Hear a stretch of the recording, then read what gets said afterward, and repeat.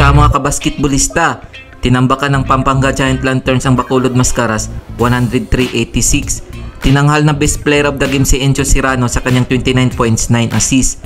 Sa second game naman tinalo ng Makati Okibit Kings ang Pasay Voyagers 76-61.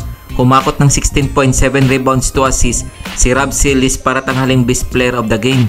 Sa main game panalo ang Jinsan Warriors kontra sa One Bataan Risers 99-65. Best player of the game si Nico Ilorde sa kanyang 17 points, 4 assists. Kung umabot ka dito sa video na to, mag-like na at subscribe.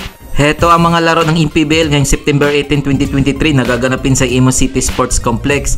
Sa first game maglalaban ng Bicol Volcanoes kontra sa Sarangani Marlins alas 4 ng hapon. Sa second game magtutos ang Laguna Croatia kontra sa Batangas City alas 6 ng gabi. At sa main game maghaharap ang Oriental Mindoro Disciplinados kontra sa Imus SB Squad alas 8 ng gabi.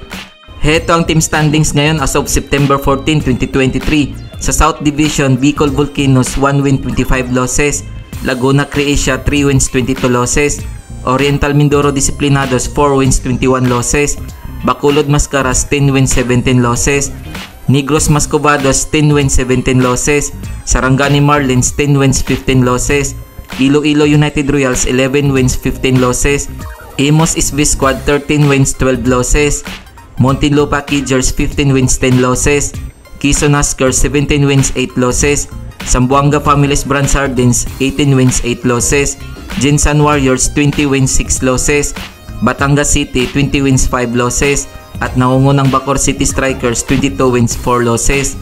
Para sa North Division naman, Valenzuela Shore Homes 3 wins 23 losses, Quezon City Production Bay Fresh 3 wins 23 losses, Manila Stars 4 wins 22 losses, Bulacan Kuya 6 wins 20 losses, Rizal Golden Colors 11 wins 15 losses, Parañaque Patriots 11 wins 15 losses, One Bataan Risers 13 wins 13 losses, Marikina Showmasters 14 wins 12 losses, Pasay Voyagers 15 wins 10 losses, Pasig City MCW Sports 18 wins 8 losses, Caloocan City 19 wins 8 losses, Makati Okibit Kings 19 wins 7 losses, San Juan Knights 19 wins 6 losses, Nueva Ecija Vanguards 21 wins 5 losses, at nangungunang Pampanga Giant Lanterns 24 wins 2 losses.